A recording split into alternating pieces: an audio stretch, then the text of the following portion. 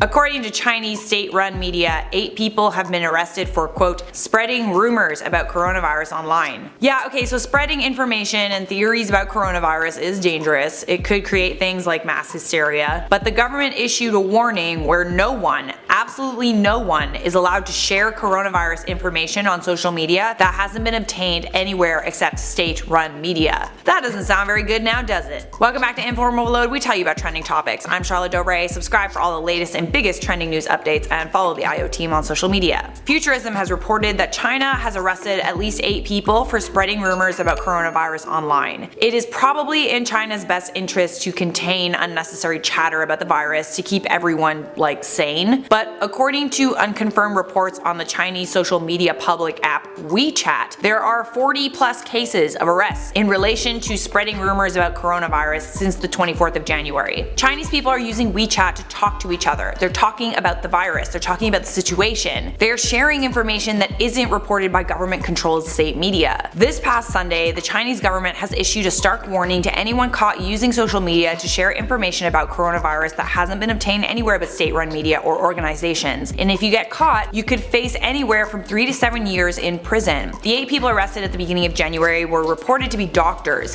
who are working tirelessly to contain the virus. If anyone knows what's happening firsthand, it's the doctors and other medical professionals that are on the front lines. But this isn't the only evidence that could prove that China is trying to keep the situation under wraps. According to Chinese Digital Times, which is a publication based in California, the Chinese government sent out a message to all of its media outlets. The message instructs the media to delete an article written by the state-owned news magazine Sanlian Life Week about how the World Health Organization involvement might affect Chinese economy. The translated article states, the impact of the Chinese economy will become more uncontrollable, and the goal of doubling the Chinese economy in 2020 may be difficult to achieve. If you've been following my coverage of coronavirus, you know that the Chinese government has not been entirely truthful about the epidemic all the way through, and they could be downplaying how bad it is. They were definitely downplaying at the beginning. For starters, they're only reporting confirmed cases, when there are many people who are going to hospitals in Wuhan and are being turned away because there aren't enough beds. In order for a case of coronavirus to be confirmed, patients have to be tested. Tests take time, and patients can't be tested if the hospitals are full, which they are, because the Chinese government is building 2 new hospitals to contain the problem. As of today, January 31st, 2020, the death toll has risen to 213, and there are 9,100 confirmed cases. For now, I'm going to share some questions and comments from my video, the top 10 straight facts about coronavirus you need to know, and if you want a video explaining the virus, solely the facts that come straight from the World Health Organization website, definitely watch that. I don't usually respond to comments at the end of series videos, but there's a lot of you with relevant questions and concerns, so I'll make an exception for today. Miss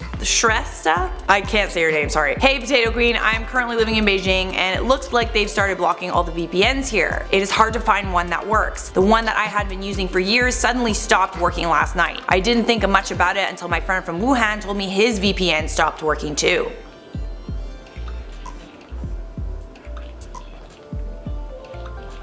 The most crafty nurse said, okay, I love watching you, however, you are now my favorite ever. From this ED nurse, thank you for informing people to call ahead. There are many people coming into emergency services with low immune systems, and a heads up on an incoming patient with HID decreases the risk of exposure to others. Thank you from the bottom of my big old nurse heart. You are so welcome, and just a quick shout out to all the nurses, doctors, and medical professionals who are having to deal with this bullshit.